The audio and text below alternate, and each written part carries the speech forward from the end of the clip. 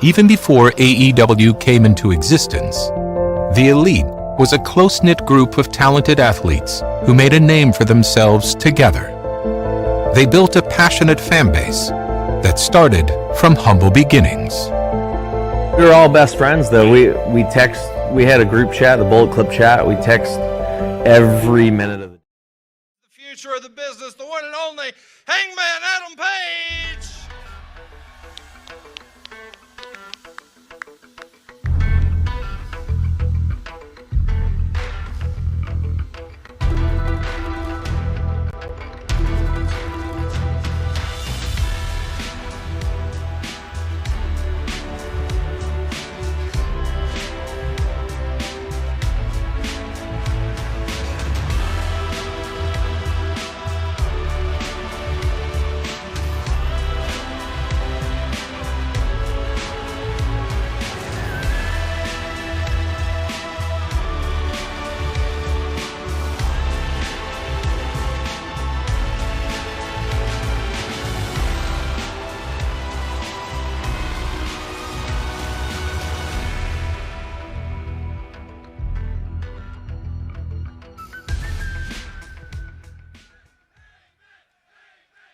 Today has been my favorite first day on the job because my boss is you.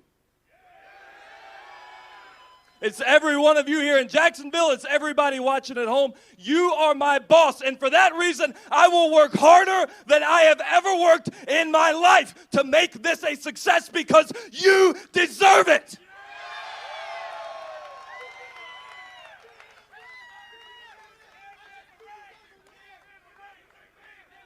And I will, no. I will be selfish for a minute, so give me that. I'll be selfish for a second. And I'll say that the past few years of working with Matt and Nick and Cody surrounding me, they have been the best of my life. But they've made me hungry. They've made me hungry for something that they've had the chance to hold that I've never had the chance to hold. They've made me hungry for something that no one has come up here and mentioned. I don't know what the plans are, but I know what my plan is. In 2019, I will be the first all-elite wrestling champion. The crowd counting down. It is the last man, the Joker. And the last man is the Hangman. Adam Page drew the Joker card. You can see that knee. Ladies and gentlemen, the Joker, Hangman Adam Page. One. No. No. Oh no. He is not one. Everybody forgot about MJF. And MJF, he turned away too soon. He thinks he eliminated Page. MJF thinks he's won. No. Buckshot lariat. And Page taking it down on the top. And now, the Hangman, Adam Page on a bad wheel. Hangman Adam Page. Adam Page getting an AEW World Championship shot.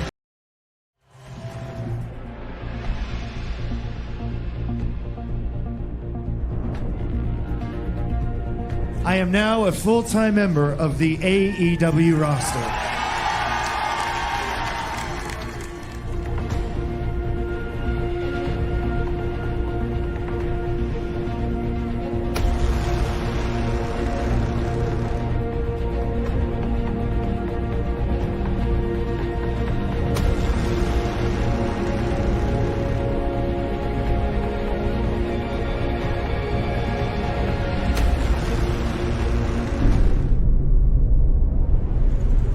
For the last 15, 16 months, I have been burning, thinking, yearning for another chance. And I have to make it go away. And the only way to do that is to beat Kenny Omega, Double or Nothing in Las Vegas. I'm not going to stay awake at night wondering how it is that he's preparing, because I kind of know what he's going to bring. People always laugh and say, it doesn't matter if you lose or win in pro wrestling. Yes, it does. means everything. It means everything to me, especially this match. You're challenging someone that people call the best. You're challenging that next level athlete. So either you have some crazy plan or you really think that you can beat me man to man. And that's why I don't have to worry about how you're training, because there's no way you can train like me. There's no way you can train harder than me. When you have the biggest star, one of the biggest in the world, and by far AEW's biggest star, we have to look good. And if I lose to Kenny Omega, who's basically a nobody to the mainstream audience, it's going to look bad for the company. AEW needs me to win. AEW should want me to win. And I know I have to win. Chris Jericho has always been a cerebral athlete. Possibly one of the greatest of all time. Who knows? You can make an argument. The greatest of all time. Sure, I'll say it. I'm putting my entire reputation, my entire career on the line. I can't lose. Nothing is going to stop me. And when I win, you are going to say thank you on behalf of AEW. If you make that first opening statement that you beat Kenny Omega and that you want to thank you. You can't have that. That's terrible. On May 26th, everyone in the world is going to be talking about Chris Jericho and about how Kenny Omega thanked him in front of the world for all he's done for all of you. You're welcome. I got one chance to have a first impression. And at Double or Nothing, it's going to be the ultimate first impression of what Kenny Omega's all about.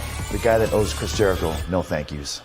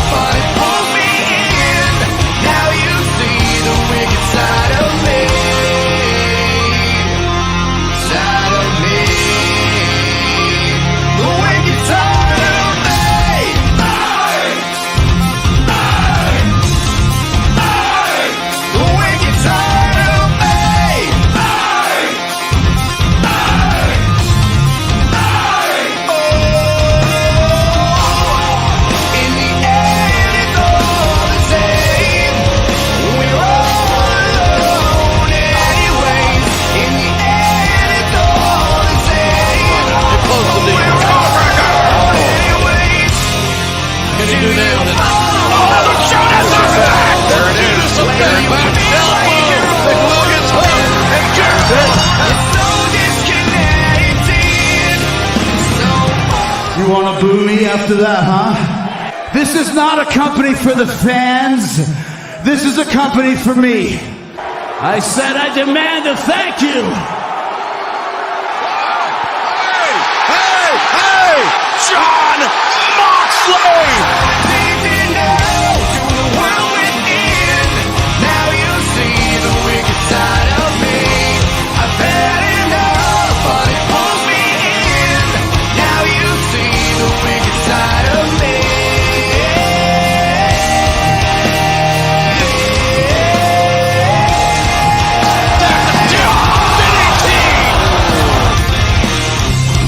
Desperation. Oh! The God!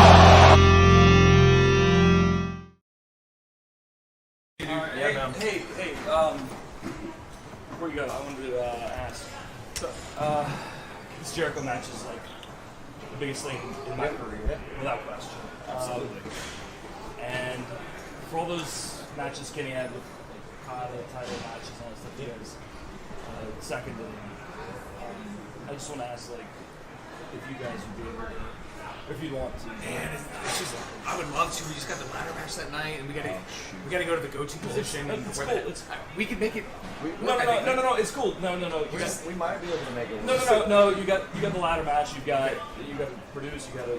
I mean, it's cool. No, don't worry about it. Hey, don't worry about it. It's sure? fine. You're gonna tear it up. No, man. yeah, it'll be good. Cool. Yeah, don't worry about it. Cool. You guys be home soon. You and Jericho, man, can't wait. Our goal, our main objective is to give you fans the best tag team division in the world.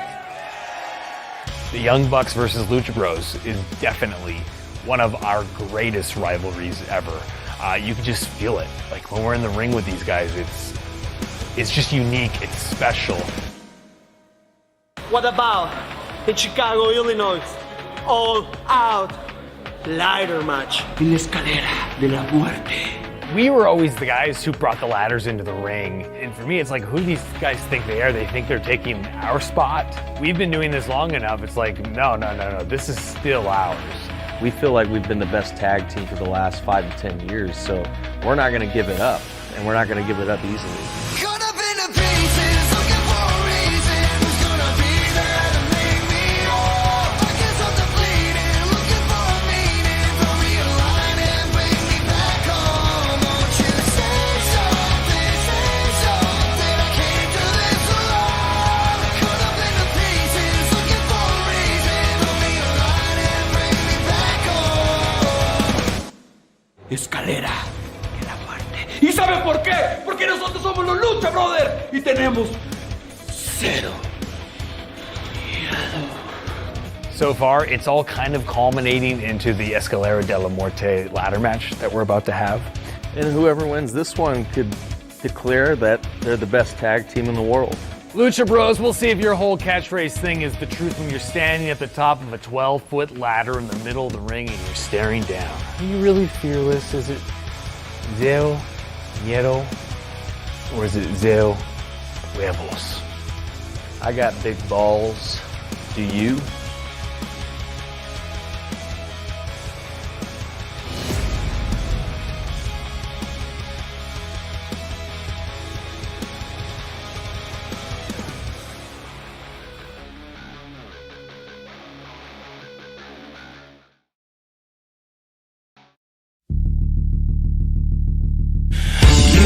The exit sign, it's all falling apart now. 'Cause we were doing fine until you messed it up now.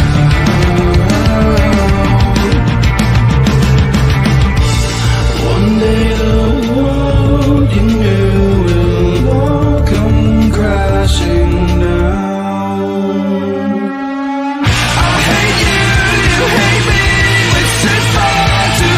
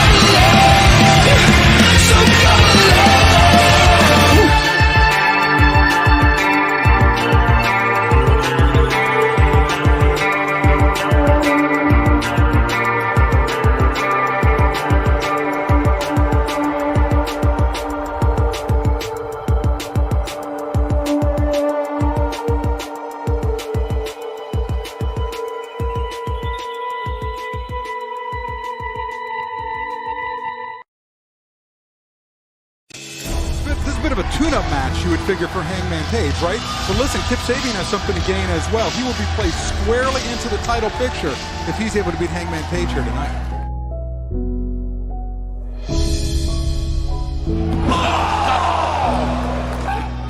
Standing shooting star press. To the athleticism of Page. Great. Deny! What the hell? Oh! Hangman Page. Wait a second. It's Chris Jericho. We knew he was going to be here, but certainly not in this form.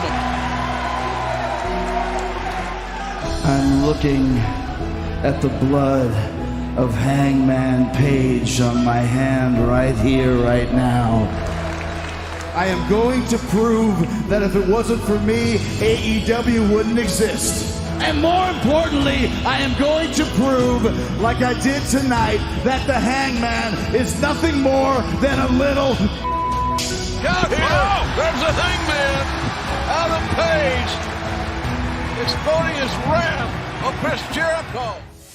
So there's your thank you from Hangman Adam Page recently in Jacksonville. And fans, now we got something very special for you. We're going to take you to Greensboro, North Carolina, the home of Hangman Adam Page, for his reaction to what went down in Jacksonville. Let's take you there right now. Every morning I wake up, wash my face, and look in the mirror, and to be honest with you, most mornings I don't like what I see. I've done some bad. I've pissed away a lot of opportunity, but this morning I looked in the mirror and smiled. So Chris Jericho, you want your big thank you. I'm gonna go on and give it to you, Chris. Thank you for Saturday. Thank you for making me feel for the first time in months that I truly had to fight. Thank you for making me feel alive. Thank you for this, because when I looked at this and I saw it in the mirror this morning, I realized I don't want this to heal. I don't want the bruise to fade. I don't want the cut to close. I want to pull the stitches out of my eye because I want it to bleed. I want to feel it. I want this blood to crust over my eyes at night, and I want it to drip hot and red and fresh on the bathroom sink every morning between now and August 31st, because when I look in the mirror and see this, it's a reminder that the only thing that stands between me and being the first All Elite Wrestling World Champion is a little bit of blood and guts. And I know that after Saturday, I have more of that than Chris Jericho. I could feel his feet backpedaling. I could tell that he wasn't lying when he said that he was afraid of losing to me. And he's right, he should be, because there is not a damn thing I would not do to make sure that on September the 1st, when I look in the mirror, I see the champion.